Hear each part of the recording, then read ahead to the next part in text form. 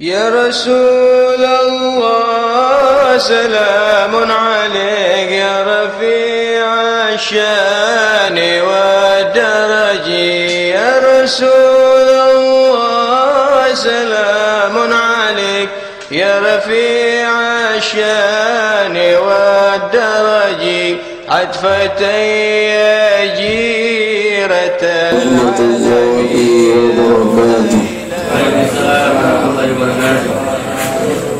بسم الله الرحمن الرحيم. الحمد لله والشكر لله على نعم الله، والصلاة والسلام على سيدنا محمد بن عبد الله وعلى آله وصحبه ومن تبعه ونصره ووالاه، ولا حول ولا قوة إلا بالله. أما بعد، قال الله تعالى في القرآن الكريم وهو أصدق القائلين: أعوذ بالله من الشيطان الرجيم. Alhamdulillah, dipercepat oleh Allah Subhanahu wa Ta'ala. Dan bukan cadangan sebenarnya ada 4 orang. Kemudian tiba-tiba ada panggilan Allahu Akbar. Inilah yang namanya panggilan dari Allah Subhanahu wa Ta'ala, yang sama-sama kita hormati dan saya muliakan orang tua kita Al-Mukarram Bapak Ustadz Haji Mustafa, dan yang saya hormati saudara kita, putra daripada Bapak Ustadz Haji Mustafa Ahmad Rizki, yang beliau hari ini malam ini mengakikahkan anak beliau tercinta, putri tercinta, yaitu yang beliau beri nama yang indah, yaitu Naila Ananda Rizki bin Ahmad Rizki. Ini harapannya supaya ditambahkan rizkinya, amin amin, rizki yang berkah, yang buat ibadah kepada Allah Subhanahu wa Ta'ala. Alhamdulillah. Nah, Rasulullah SAW ingin umatnya atau orang-orang nanti di kemudian hari akan beriman. Satu kisah yang sangat takjub ketika Rasulullah SAW berjalan di Sidik, yaitu satu jalan yang ada di antara bukit pegunungan.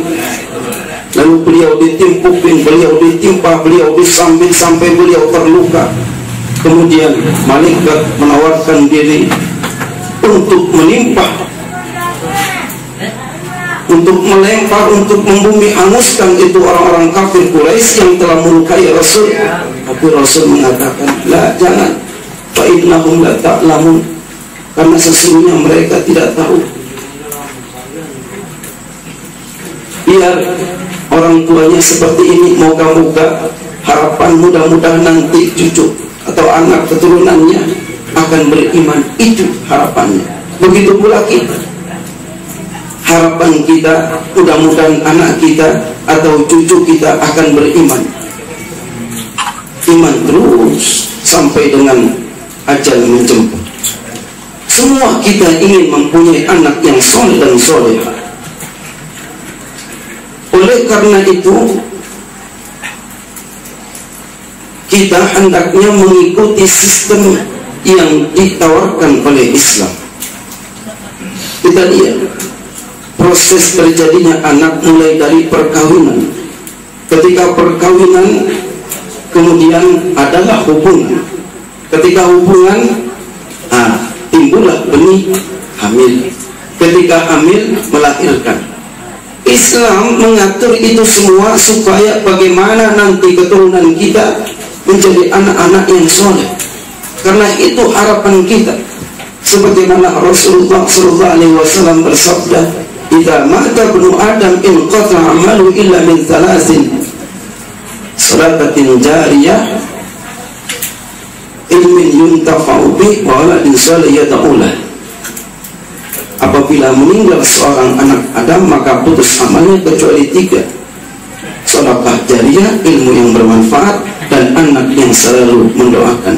Itu harapan kita. Maka dalam proses terjadinya anak ini semua, kalau kita ingin mempunyai anak yang soleh, maka proses ini harus soleh pula.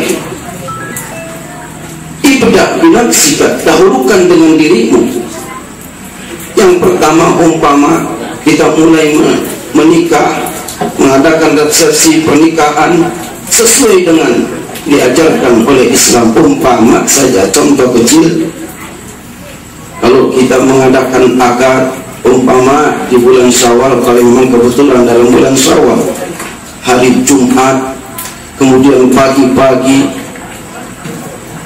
di masjid atau di musola, itu yang disunatkan di dalam fikih kita Syafi'i. Kemudian setelah itu, setelah terjadi akad, terjadilah hubungan badan atau bersenggama yang halal. Maka kita, supaya anak kita menjadi solehah, dianjurkan dalam agama. Dikatakan, lau anna ahadakum ayyatiya ahlahu faqala bismillahi Allahumma jannibna syaitan wa jannibna syaitan fa innahu in kujira bainahuma waladun fi adal waqt lam yadurrahu syaitanu abadan. Masya Allah. Ini sesungguhnya cara kita supaya anak kita nanti tidak tergoda dengan bujuk rayu setan. Anak kita menjadi soleh dan solehah di awal ini harus kita bangun pondasi yang sesuai dengan Islam. Lau anna ahadakum, jikalau bahwa salah seorang di antara kamu ayyatiya ahlahu, ingin mendatangi, ingin mensetujui istrinya, faqala, lalu dia berkata, bismillahi Allahumma jannibna syaitan wa jannibna syaitan ma razaqtana. Kita dah hafal semuanya. Hafal, nggak pakai diajarin lagi ya. Ini bukan hanya untuk pengantin baru, pengantin lama juga. Betul Pak ya? Kadang kelupaan, tapi bukan yang di sini, di sono yang kelupaan. Fa'innahu, maka sesungguhnya, in kuddira bainahuma fi adzal waqti waladun, jika ditakdirkan di antara dua orang tadi, suami istri, seorang anak, lam yadurruhu syaitanu abadan, maka setan tidak akan mengganggu selama-lamanya. Ini hadis sahih. Kalau hadis sahih, insya Allah apa yang dikatakan itu benar.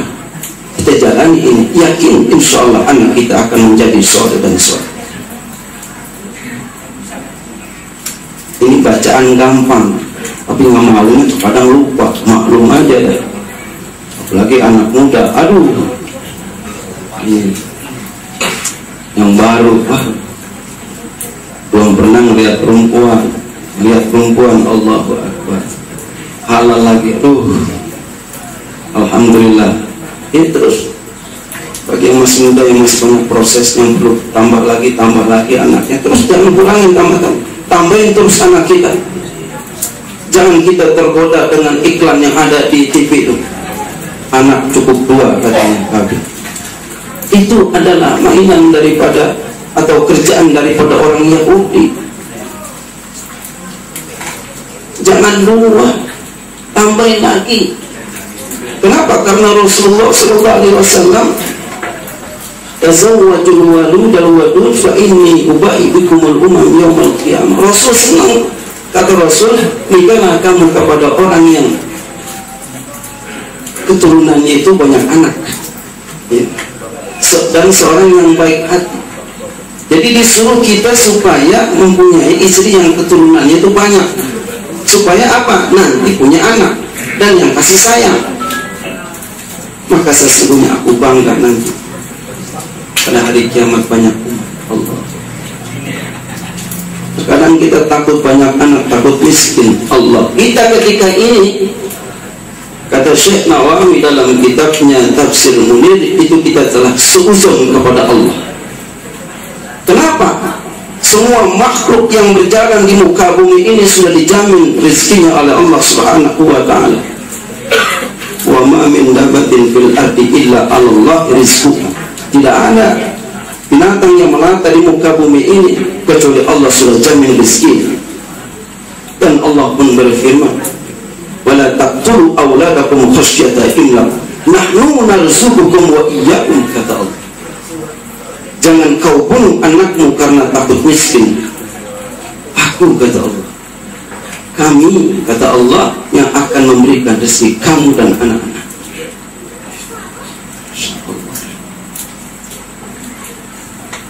Saya punya anak susah, terus ente karena apa? Suzon kepada Allah, udah takut duluan. Kata Allah dalam hadis kursi, ana inna zanni abdi bi, aku sesuai dengan prasangkaan hambaku terhadap diri. Ketika prasangkaan kita itu baik kepada Allah, insya Allah akan baik. Tapi kalau buruk, maka akan buruk. Nih, di sini. Jangan takut, ya.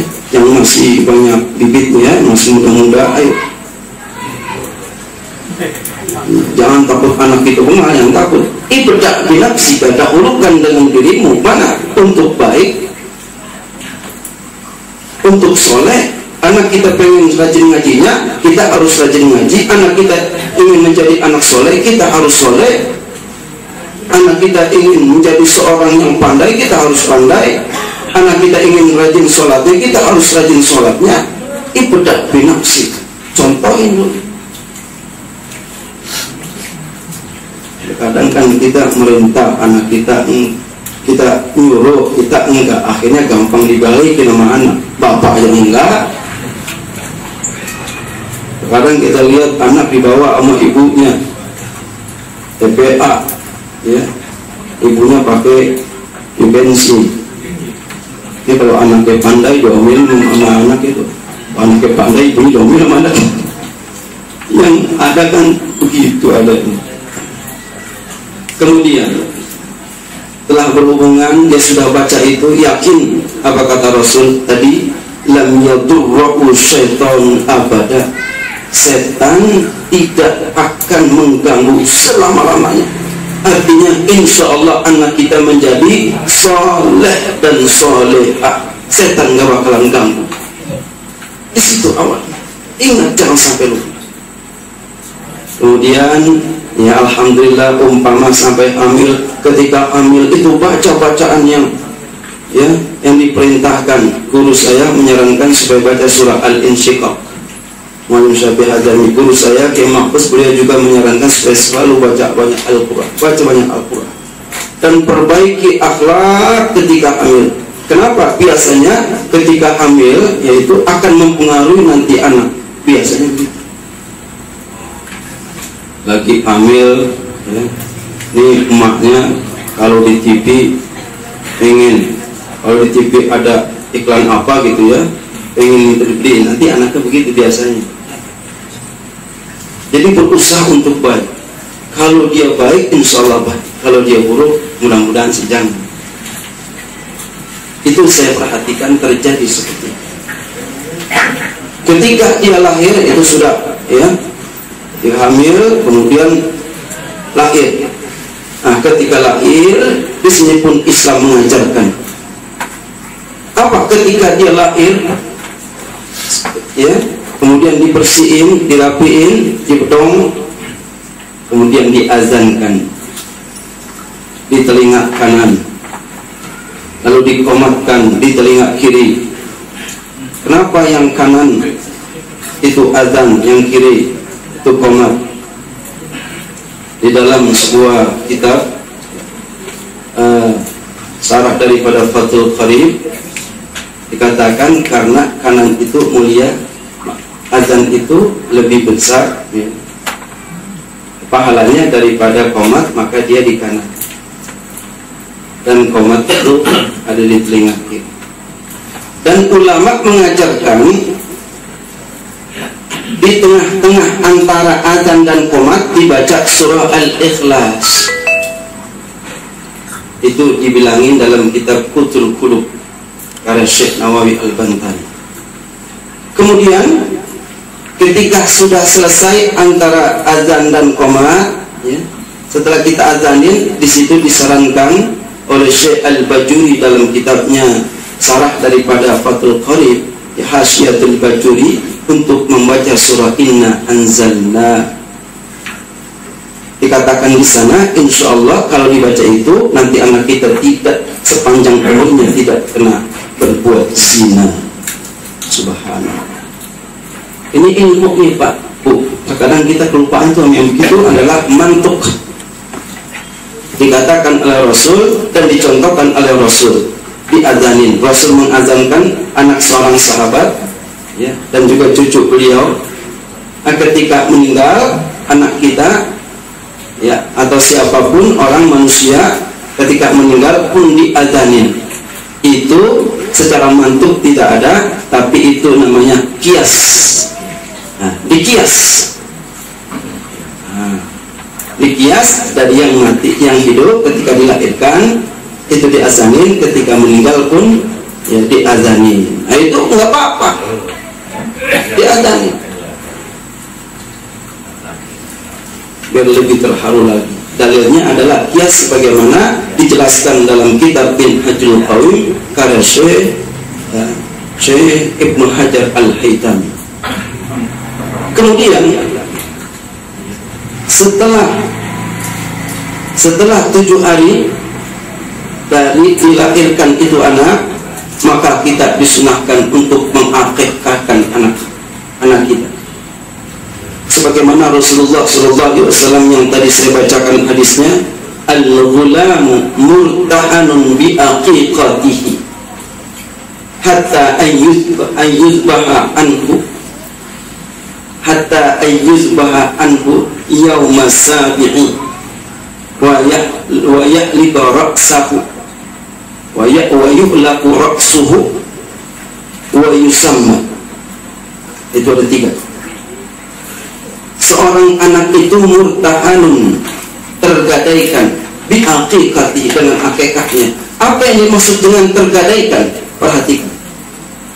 Para ulama berbeda pendapat tersebut di dalam kitab Hasyiatul Bajuri.